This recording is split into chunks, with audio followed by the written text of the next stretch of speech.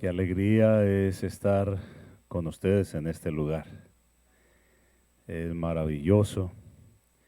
Hace un tiempo atrás estuve también, pero recién había pasado el huracán y estuve por otro distrito, no sé, por acá cerca.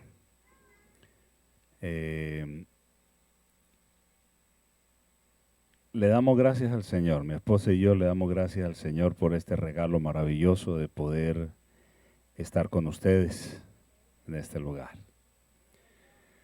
Felicitarles, hermanos, por qué templo más hermoso, más agradable y más fresco a pesar del clima de la isla.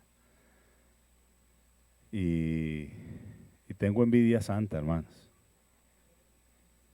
Tengo envidia santa porque quisiéramos tener muchos de estos templos en nuestro campo. Tenemos muchos templos bonitos en el campo que quedaron ya sumamente pequeños. Hay templos en donde la mitad de la iglesia se reúne afuera, en el patio, para poder escuchar y la otra mitad está adentro. Así que los que lleguen primero son los que ocupan las sillas. Y qué lindo ver la comodidad que ustedes tienen, el lugar que tienen. Es envidioso. Gracias al Señor por ello. Gracias al Señor por ello. Y hermanos, estaremos esta semana con la ayuda de Dios en este lugar. Y agradecemos esta invitación que la hermana Dora, su esposo y ustedes como iglesia nos han hecho. Y trataremos de hacerlo mejor. El Señor nos dio el privilegio de trabajar durante 35 años en el ministerio. Ya estoy jubilado. Llevo unos 4 años de vacaciones permanentes, así que ya no tengo que pedir permiso para venir a ningún lugar. Mi esposa sí todavía, ella es la tesorera de la asociación central allí en aquel lugar, pero hizo un esfuercito y pidió el permiso y se lo dieron y se vino conmigo. Es aprender, hermanos, es aprender. Cada experiencia de estas es un aprendizaje para todos. En la lección de la escuela sabática, hermanos, tocaron un adelanto del tema de esta mañana y también tocaron un adelanto del próximo tema. Pero vamos a enfocarlo, hermanos, en el bienestar de la familia. Cuando nos hablaron acerca de una semana de familia, pues hermanos, en la iglesia durante tanto tiempo se ha venido hablando de familia y durante el año se tienen 2, 3 semanas de familia y uno dice, bueno, ¿de qué hablo ahora que voy? Sin duda alguna los hermanos allá ya han hablado acerca de la disciplina, acerca del manejo de los hijos, acerca de la sexualidad, acerca del manejo de finanzas, que son muchos de los temas que hablamos de familia. Pero el enfoque, le decía a la hermana Doralba, el enfoque de esta semana, hermanos, va a ser el énfasis en familia, pero en el fortalecimiento espiritual de la familia. Ese va a ser el enfoque, el fortalecimiento espiritual de la familia. Yo veo solo 2 bebés, ¿cierto? Ya los demás abrieron su camino. Y cuando miraba el rincón infantil, me acordaba del rincón infantil de algunas iglesias donde hemos estado últimamente, donde son 30, 40 niños. Y qué alegría ver ese futuro de la iglesia. Ese futuro de la iglesia. Aquí no veo niños, hermanos, pero sé que ustedes tienen hijos, tienen nietos y tendrán un futuro de la sociedad y un futuro posiblemente de la iglesia.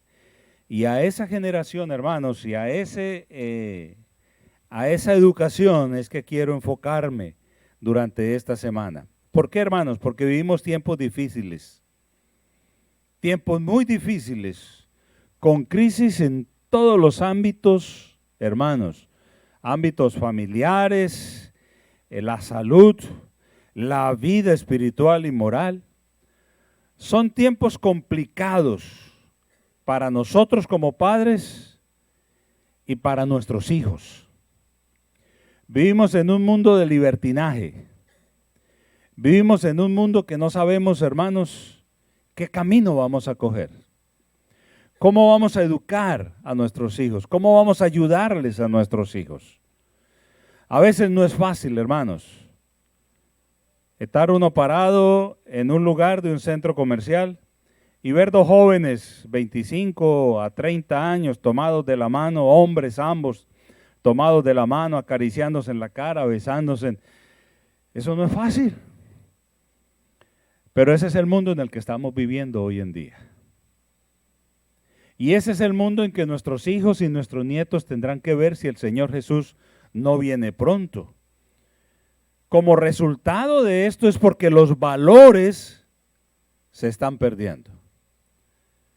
La sociedad hoy en día no le permite como mantener vivos los valores bíblicos cristianos. Los valores del matrimonio, los valores de la sexualidad, los valores de la paternidad, el valor del descanso semanal, el sábado, todo eso se está perdiendo.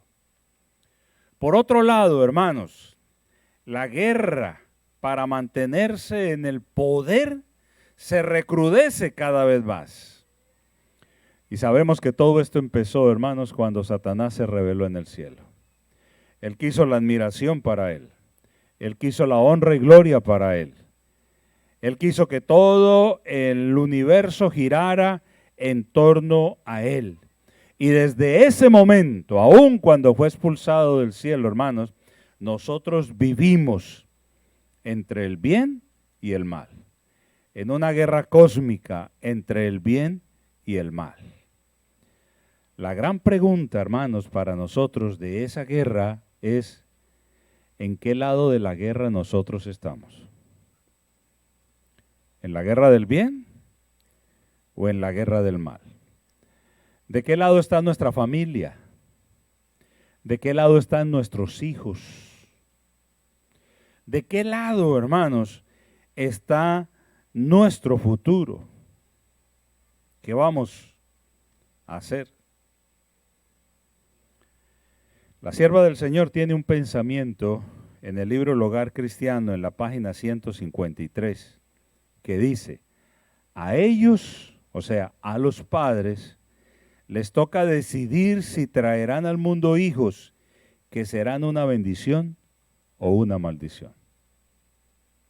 ¿Serán una bendición o una maldición? Y este texto, hermanos, trae tres verdades muy grandes y muy especiales. Primero, Dios es amor. Y su naturaleza es amar, es perdonar, es restaurar al ser humano. Y su gracia se extiende, hermanos, a 1000 generaciones. Esa es la primera lección. La segunda lección que encontramos de esos versículos, hermanos, es que Dios es justo y no va a tolerar la existencia de la maldad y del pecado por siempre. Habrá un momento en que le colocará fin a la maldad y al pecado. Y el tercera lección es que el pecado se extiende, hermanos, según la Biblia, hasta la tercera y cuarta generación. Qué triste, pero es así, hasta la tercera y cuarta generación. La condición física y mental, hermanos, de los padres se perpetúa en su posteridad hasta la tercera y cuarta generación. La sierva del Señor, en el mismo libro, en la página 153, dice: la condición física y mental de los padres se perpetúa en su posteridad. Este es un asunto que no se considera debidamente. Cuando quiera que los hábitos de los padres contraríen las leyes físicas, el daño que se inflige a sí mismos se repetirá en las generaciones futuras. A ellos les toca decidir si traerán al mundo hijos que serán una bendición o una maldición. Y sigue diciendo: cuanto más nobles sean los propósitos que animen a los padres, Cuanto más elevadas sean sus dotes intelectuales y morales, cuanto más desarrolladas sus facultades físicas, mejor será el equipo que para la vida den a sus hijos, cultivando en sí mismos los mejores prendas. Los padres influyen en la formación de la sociedad del mañana y en el establecimiento de las futuras generaciones.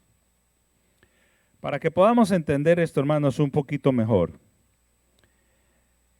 se le pidió a un periodista hace muchos años atrás, Richard Dudley, en 1874, de esa época, la Comisión Penitenciaria de Nueva York le pidió a este señor Dudley que fuera a visitar las cárceles más importantes de Estados Unidos. Visitando esas cárceles más importantes, este hombre halló cosas muy interesantes que lo llevó a hacer un estudio. ¿Qué encontró este hombre? Que durante muchos años en distintas cárceles habían personas de una misma descendencia. Entonces quiso buscar esa descendencia y encontró que todo comenzaba por allá en 1720 con un hombre llamado Mas Yukes y Ada Yalques, que era su mujer, su esposa. Este hombre, Mas Yukes, que nació en 1720, era un hombre inmoral, impío, borracho, sin principios, de mal genio, sin principios bíblicos, sin principios religiosos.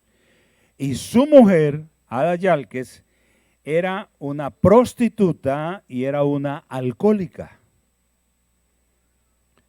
Ellos tuvieron sus hijos que al pasar de los años, las principales características de esta familia fue la ignorancia, la ociosidad, la inmoralidad y la delincuencia. Estos principios llevaron casi a todos sus descendientes a la extrema pobreza, a la enfermedad y al crimen. En este estudio que hizo este personaje, estudió a mil descendientes de esta familia. A 1000. Y mira lo que él encontró, hermanos. 310 murieron en la pobreza extrema. 300 murieron en la infancia. 120 mujeres fueron prostitutas. 7 fueron asesinos. 60 fueron ladrones que tenían un promedio de 12 años de condena. 130 fueron personas condenadas por diversos crímenes. 18 personas de esta descendencia fueron dueños de prostíbulos. 20 nomás de estas personas lograron aprender un oficio.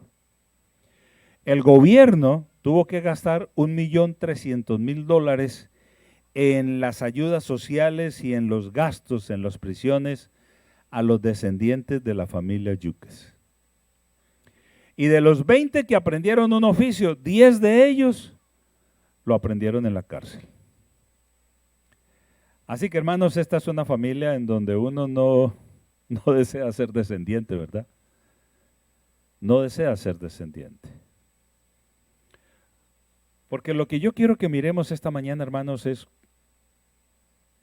cuál es la heredad que nosotros estamos dejando a nuestra descendencia.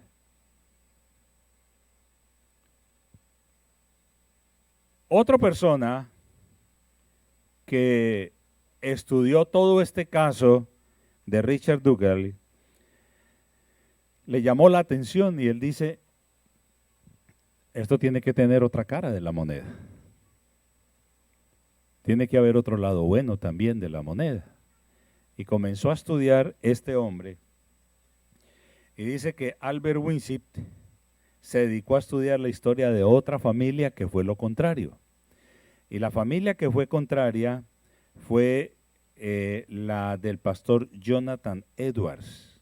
Jonathan Edwards nació en 1703 en Windsor.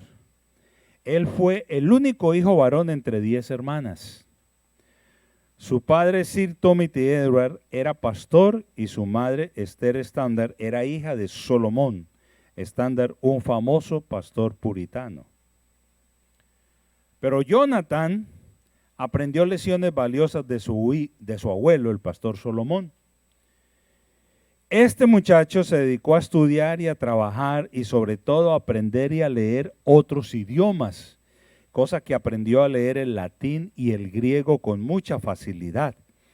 A los 13 años ingresó a la universidad y allí estudió teología. A los 17 años comenzó a trabajar como pastor, asociado en aquel lugar. Jonathan pertenecía a la segunda generación de puritanos en América del Norte, personas muy fieles a Dios, muy conservadores, pero él pertenecía a la segunda generación que ya había perdido mucho ese valor, así que él comenzó a predicar el amor de Cristo, comenzó a enfatizar la salvación, comenzó a mostrarle a ellos que el pecado era enemistad contra Dios y comenzó a mostrarles que la salvación significaba un cambio completo en su vida para hacer una entrega total al Señor.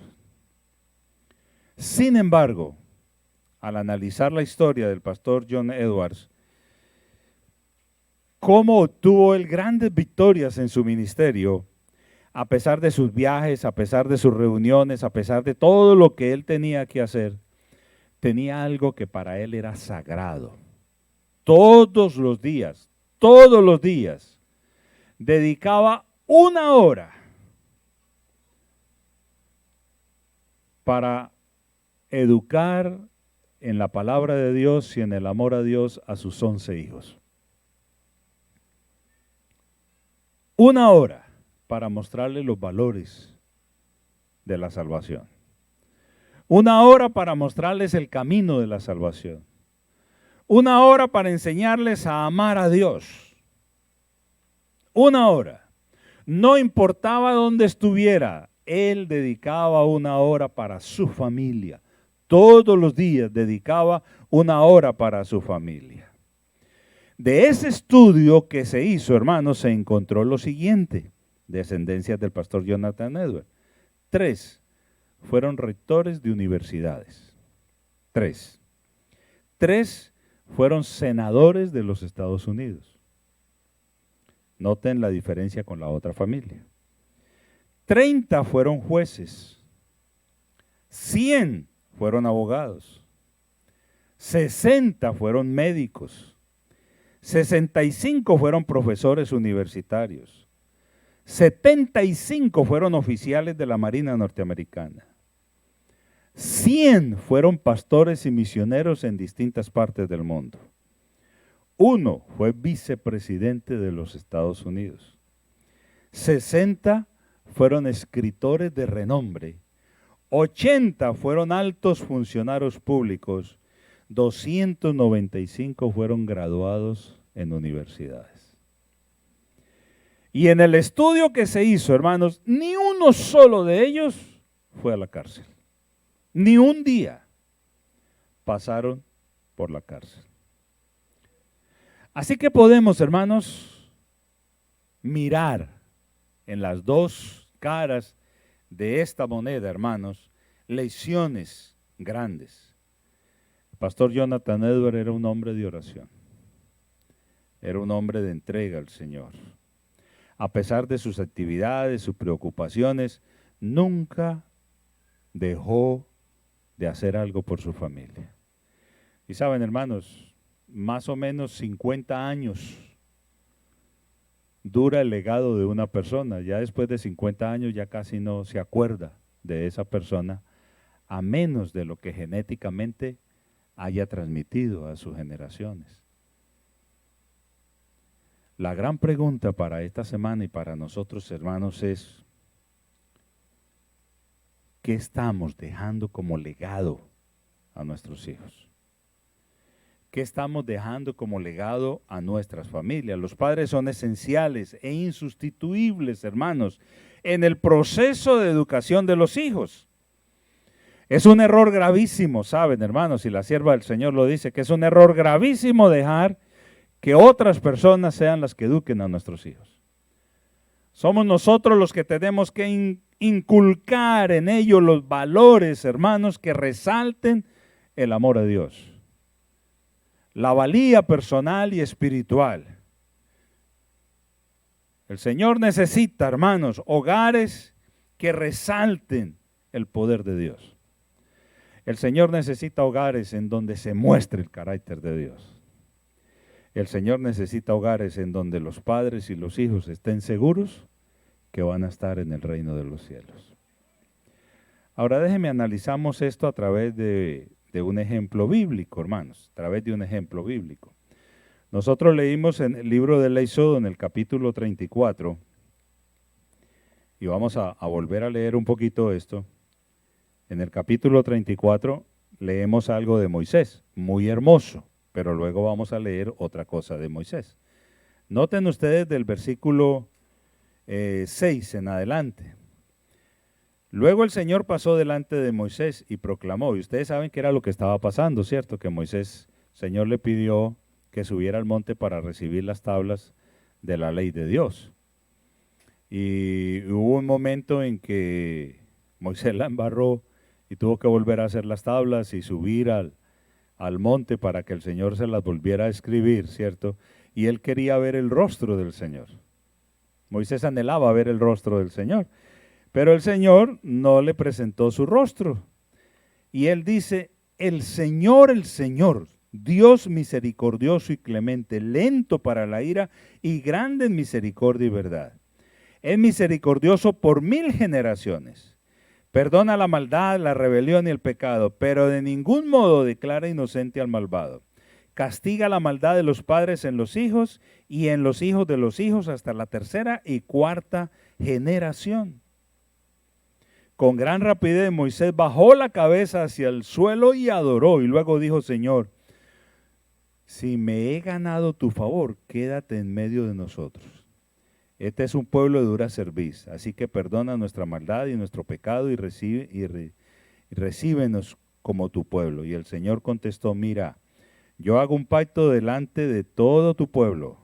Voy a realizar maravillas nunca antes vistas en toda la tierra, ni en nación alguna. Todo el pueblo en medio del cual tú estás verá las obras tan sorprendentes que yo, el Señor, haré contigo. Miren, hermanos, ¿quién fue Moisés? Moisés podría llegar a hacer lo que el Señor le dijo en ese momento. Si ustedes van al capítulo 6 del libro del Éxodo, capítulo 6, vamos a mirar la generación de Moisés hasta Abraham. De Moisés hasta Abraham. Dice Éxodo 6:20, dice que Amram se casó con Jocabed y de esa unión nació Moisés. ¿Y quiénes eran los padres de Amram? Éxodo 6:18 dice que Amram era hijo de Coat. ¿Y quién era el padre de Coat? El versículo 16 responde diciendo que el padre de Coat fue Leví. Y sabemos que los padres de Leví fueron Jacob y Lea, y los padres de Jacob y Lea fueron Isaac y Rebeca, y los padres de Isaac fueron Abraham y Sara. O sea, al mirando la genealogía, Moisés viene de la genealogía de Abraham y viene de Leví. Y quiero mostrar a continuación un cuadro para que nosotros miremos y usted pueda analizar su genealogía, usted la pueda analizar. Mire, Abraham, ¿cometió pecados? Sí. Mentira, poligamia, amaba más a un hijo que a otro. Pero cuando transformó su vida, hermanos, se le conoce como el padre de la fe, un fiel adorador del Dios verdadero, diezmista y cumplidor de pactos, y un hombre de oración. tenía una parte mala, pero la transformó en una parte buena.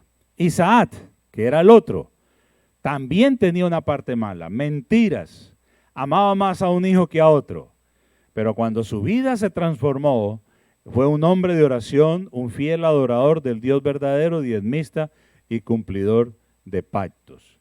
Vamos con Jacob. Jacob, hermanos, igual. Tenía pecados, mentira, poligamia, amaba más a un hijo que al otro y prefería más a una esposa y despreciaba más a la otra. Pero después, hermano, de esa pelea con el ángel, él cambió a un hombre de oración, un fiel adorador del Dios verdadero, diezmista y pactante, y un hombre humilde. Ahora Leví, miremos a Leví.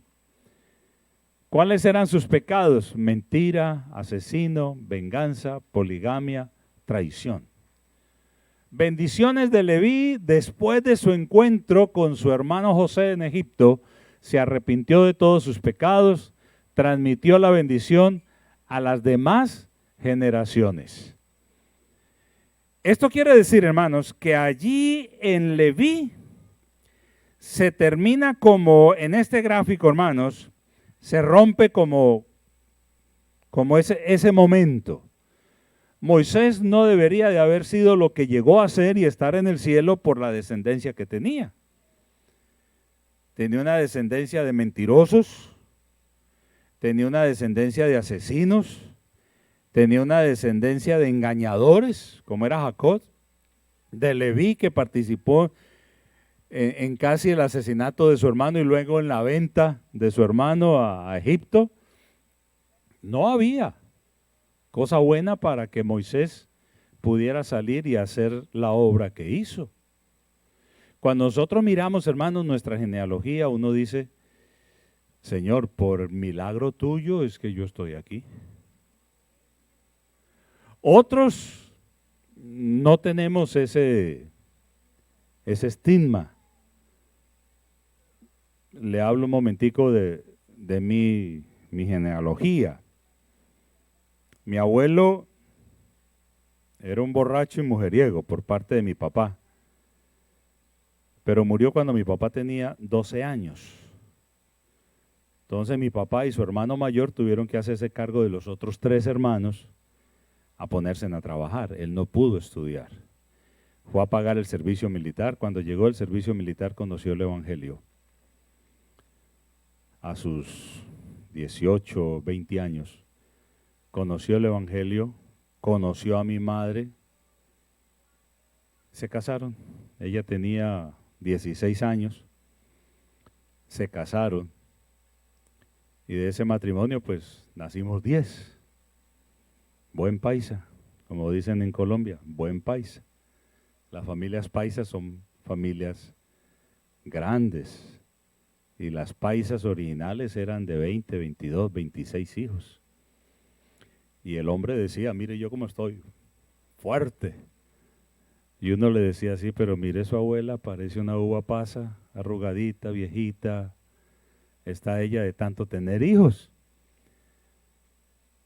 Hoy en día no es así, pero quedó el dicho: parece un paisa. Así que mi padre le entregó su vida al Señor. Durante 50 años fue un laico incansable. Más de 4.800 almas trajo a los pies del Señor Jesús en sus 50 años. Pero el legado de mi padre era el culto en la mañana y el culto en la noche. Y ya cuando comenzamos a salir, nos fuimos a la Universidad Adventista a estudiar. Solo 2 no quisieron ir. Los demás fuimos, pero las bendiciones del Señor fueron muy grandes, porque 2 somos pastores, 2 son esposas de pastores, otra es esposa de administrador, y los que no fueron son buenos líderes en la iglesia. Nos dio, hermanos, una herencia buena, nos dio un legado bueno. No nos dejó plata porque él nunca tuvo una educación hasta el 2º año de primaria, el primer mes del 2º año de primaria. Mi madre igual solamente aprendió a leer y a escribir, pero nos dejó un legado de confianza y de dependencia en el Señor. Y yo soy de esa de esa tercera generación, porque mi abuela era de la iglesia, mi padre de la iglesia, yo estoy en la iglesia y mi hijo es un líder en la iglesia. Así que me siento orgulloso de ese legado que mi abuela dejó. Y hermano, la pregunta que nosotros nos hacemos hoy es ese, ¿cuál es el legado que usted está dejando en sus hijos? Moisés pertenecía a la tribu de Leví, venía de esa descendencia de la tribu de Leví. No era fácil para él, mirando la genética que traía. Pero cuando humilló su vida al Señor Jesús, hermanos, pudo cambiar su vida y hoy está en la mansión celestial. Manejar los hijos hoy en día no es fácil. Aquel que diga que ser padre es fácil es un mentiroso. Aquel que diga que ser esposo es fácil es un mentiroso. No es fácil. En una campaña, el pastor preguntó cuántos tienen 30 años de casados y varios levantaron la mano. ¿Y cuántos tienen 50 años de casados? Y ya menos levantaron la mano. Y alguien tiene más de 60 años de casados y entonces un par de abuelitos, canositos, se colocaron en pie y dijeron, nosotros por la gracia de Dios tenemos 63 años de casados. Se les hizo un aplauso. Y luego el evangelista hizo otra pregunta. ¿Quiénes de los casados aquí jamás han peleado? Y el par de abuelitos se levantaron y dijeron, nosotros por la gracia de Dios jamás hemos peleado. Y el pastor dijo, hermanos, vamos a arrodillarnos y vamos a orar por este par de mentirosos. Es una realidad. ¿Cuál es el legado que nos han dejado, hermanos? De hacer nuestro culto, de estudiar, de orar, de conocer la palabra de Dios, de profundizar en la palabra de Dios. ¿Cuál es el legado, hermanos? El culto familiar con sus hijos. Lo hace constante, lo mantiene constante, llama a sus hijos a amar a Dios. Es que yo conocí el evangelio cuando mis hijos ya estaban viejos y ellos no quieren saber del evangelio, pero ora por ellos. Mi padre y mi madre en mi pueblo natal, hermanos, a las 12 del día suena una sirena que indica que el día se partió. Todos los días. Y apenas sonaba esa sirena, mi padre, él era dentista, así tuviera una persona con la boca abierta allí en la silla, la dejaba con la boca abierta mientras se iba a su cuarto con mi madre y ahí se arrodillaban a orar. La oración del mediodía de mi padre y de mi madre era por nosotros los hijos. Y Señor, oramos por David, oramos por Judith, oramos por Mary, oramos por Javier, oramos por esto, por aquello. 3 han muerto en la iglesia, fieles al Señor, y 7 aún nos mantenemos todavía caminando en el camino de la salvación. Pero esa oración del mediodía, hermanos, nos ayudó a ganar muchas victorias. El legado. Y aquí lo importante, hermanos, es saber cuál es el legado que nosotros estamos dejando. Leví, cuando se encontró con su hermano José, cuando sintió el perdón de su hermano y cuando vio la bendición de Dios a través de José, cambió su vida. Cambió su vida y dejó un legado de sacerdocio en el pueblo de Israel. La sierva del Señor dice lo siguiente, hermanos. El pecado podía ser resistido y vencido únicamente por la poderosa intervención de la tercera persona de la divinidad. El que iba a venir no con energía modificada, sino con la plenitud del poder divino.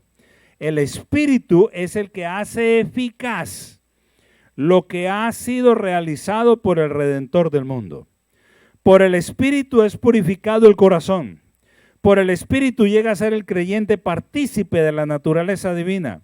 Cristo ha dado su espíritu como poder divino para vencer todas las tendencias hacia el mal, hereditarias y cultivadas, y para grabar su propio carácter en su iglesia. Miren, hermanos, usted puede decir, mis hijos no están en la iglesia. O crecieron y ya no están en la iglesia.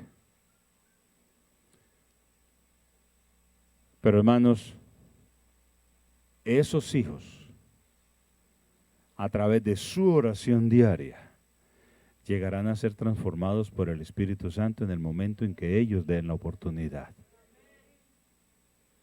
Porque su deseo, hermanos, su deseo es estar en el cielo con sus hijos. Próximo sábado vamos a hablar un poquito acerca de una experiencia con Moisés. Vamos a salir, vamos a ir a adorar a Dios, necesitamos irnos, las plagas ya estaban cayendo. Faraón le dice, bueno, váyanse, pero dejen los hijos. Porque Faraón sabía que tenían que volver por los hijos. Moisés le dijo, olvídese, sin ellos no nos vamos. Y hermanos, eso es algo que tenemos que meter en nuestra mente, en nuestra conciencia, en nuestra vida. Sin nuestros hijos no nos vamos al reino de los cielos. Y ojalá, hermanos, sea un motivo de oración diario. Sin mis hijos no me voy al cielo. Sin mi esposa no me voy al cielo. Sin mi esposo no me voy al cielo. ¿Qué tengo que hacer? Cambios, sí. ¿Tengo que hacer sacrificios? Sí.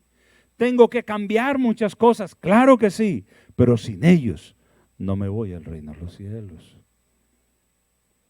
Y tal vez muchos tendrán que irse solos al reino de los cielos.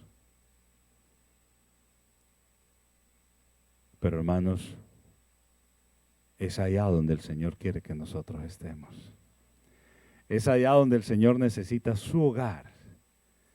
Es allá donde el Señor espera tener la continuidad de una vida espiritual que ha educado, que ha trabajado, que ha luchado aquí en la tierra y que será premiada en la mansión celestial.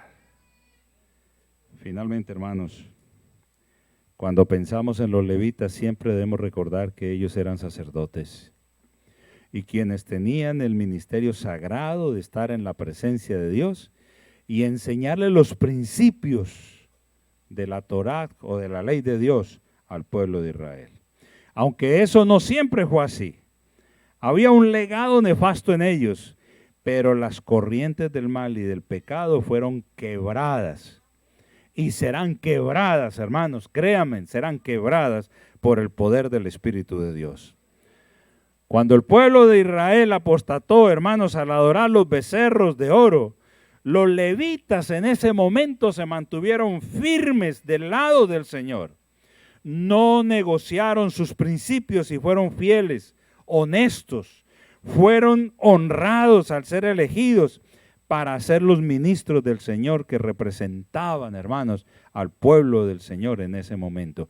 Ellos representaron santidad, santidad en ese momento. Por eso recordemos siempre, hermanos, siempre recordémoslo como padres, en nosotros y en nuestros hijos. El amor, la misericordia, la bondad, la fidelidad del Señor durarán por siempre. Por siempre durarán. Él dará fuerzas. Él dará poder, hermanos, a las familias que se entreguen en sus brazos de amor para vencer los actos pecaminosos, los pensamientos pecaminosos, las acciones y la vida pecaminosa, transformar un corazón para que pueda vivir una vida abundante en la gracia de nuestro Señor Jesucristo. Durante esta semana, hermanos, oraremos mucho por las familias de la iglesia aquí en Arecibo, para que el Señor les llene de poder, para que el Señor les cuide siempre, y para que esas preocupaciones, hermanos, de que posiblemente mis hijos o mi hijo o mi hija tomaron caminos erróneos, hermanos, el Señor pueda transformar esas vidas. Ustedes saben, Colombia fue un país muy difícil en la época del narcotráfico. Y Pablo Escobar Gaviria era un hombre despiadado. Había una hermana de la iglesia que trabajaba en una de las casas de la familia de Pablo Escobar Gaviria, y una vez llegó él allá y ella cargaba una Biblia porque quería regalarle una Biblia a Pablo Escobar Gaviria. Y cuando le entregó la Biblia a Pablo Escobar Gaviria, la miró, la tiró al piso y le dijo: si algún día usted me vuelve a presentar algo de esto, la mato. Y ustedes saben cómo murió él, violentamente. Su hijo, Juan Pablo, herido, dijo: yo voy a acabar con todos. Pero después de un tiempo, cambió su pensamiento. Y ahora este joven vino, pidió perdón al hijo de un ministro del gobierno que Pablo Escobar había matado, a los hijos de un candidato a la presidencia que Escobar había mandado a matar, y vino a pedirle perdón a ellos. Y le ha pedido perdón a Colombia por los actos de barbarie que su padre ha cometido. Hermanos, ¿cómo puede Dios transformar corazones? Cuando nuestras rodillas están puestas al servicio del Señor. Cuando nuestra vida está puesta al servicio del Señor. Cuando nuestros pensamientos, hermanos, están santificados en el amor de Dios. Que el Señor nos ayude, hermanos, para que podamos ser familias llenas del poder del Señor y alcanzar el reino de los cielos.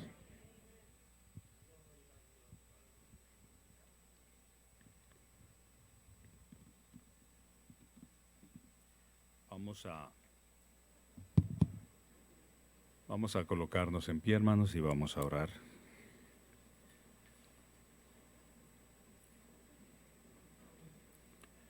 Poderoso Dios y cariñoso Padre que estás en lo alto de los cielos, en este momento queremos colocarnos como familia en tus manos de amor. Queremos colocarlos como familia, Señor, bajo tu poder, tu tutela maravillosa, bajo tu santa protección, oh Dios, para caminar con paso seguro hacia el reino de los cielos. No sé en este momento en las familias que hay aquí, Señor, cómo estén sus esposos, sus esposas, si viven o no, sus hijos, si están o no en la iglesia, si están en caminos equivocados, si han tomado rumbos difíciles. Por muy difícil que sea cada situación, Señor, lo colocamos en tus manos para que tu poder, a través del Espíritu Santo, llegue a esos corazones y transforme esas vidas. Amado Espíritu Santo, esa es tu labor en esta tierra y te suplicamos que vayas a esos hijos, a esas esposas, a esos esposos, que hoy piensan en otras cosas distintas menos en la salvación, que llegues a ellos para que les muestres el camino de la salvación. El legado que los padres hayan dejado en sus corazones sea el mejor, el de resaltar valores, el del respeto mutuo, el de amar a Dios sobre todas las cosas, el de la educación adecuada, el del manejo de una vida adecuada, para que, Señor, tu nombre sea honrado en la vida de cada familia. Quédate en el corazón de cada uno de nosotros y llénanos de ti hoy y siempre, lo pedimos en Cristo Jesús. Amén.